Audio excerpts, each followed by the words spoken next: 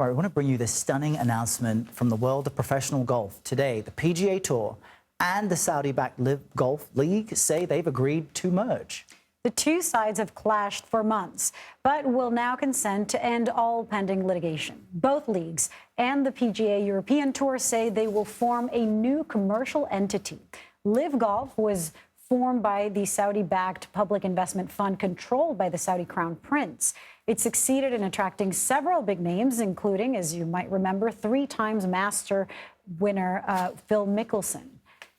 That's right, and Mickelson is clearly happy. This is what he tweeted today, as you see there. Awesome day today. Yahoo Sports writer Jay Busbee joins us now.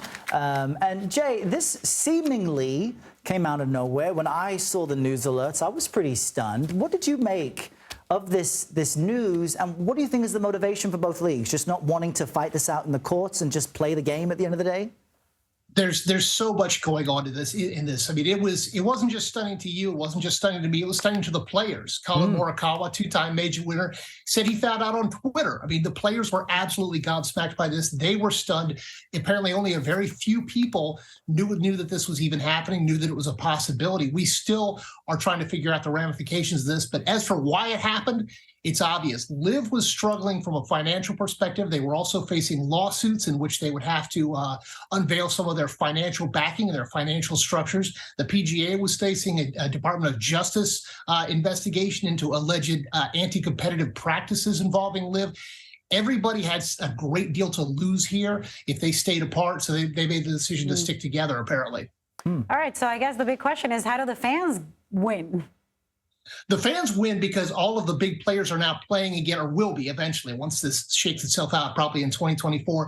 All of the big names will be playing again on the same course. It had been that they were only playing in the majors 4 times a year, if that. But now the players are going to be able to compete together. They'll be able to have potentially events like team events, which is something that the PGA Tour historically has not had, but LIV does have. It's an opportunity for the fans to enjoy a whole new kind of golf. But then again, they're going to have to get comfortable with the idea of, as you mentioned, the public investment fund from Saudi Arabia backing all of this. But this has really drawn battle lines throughout the world of golf over the past year. You've got folks like Rory McIlroy and Tiger Woods. They gave up serious money to stay with the PGA, right? Not running to the Saudi League, while other players certainly cashed in. What do you think, their perspectives may be on this agreement, considering they lost out financially in a major way? I think that Rory and Tiger financially are not going to be as upset as the fact that they're most likely going to feel like they were betrayed. They spent a lot of time talking up the virtues of the PGA Tour, talking up the tradition, talking up the heritage. And then all of a sudden, the PGA Tour turns around and makes this agreement. The Tour had been basically threatening players not to go to jump to LIV at the risk of losing their PGA Tour benefits, not to take this Saudi money, and then the Tour goes ahead and takes that money. So it's not so much Tiger and Rory, I think, that are going to be the angriest. It's the lower level players that stuck with the PGA Tour, that turned their back on those huge sums, and then finally find out that those sums are no longer available, and the PGA Tour is taking Saudi money anyway. And just quickly, I mean, can you tell us what the controversy is? Is there any impact to the legacy of the PGA Tour? Why is it that so many people were turning against it?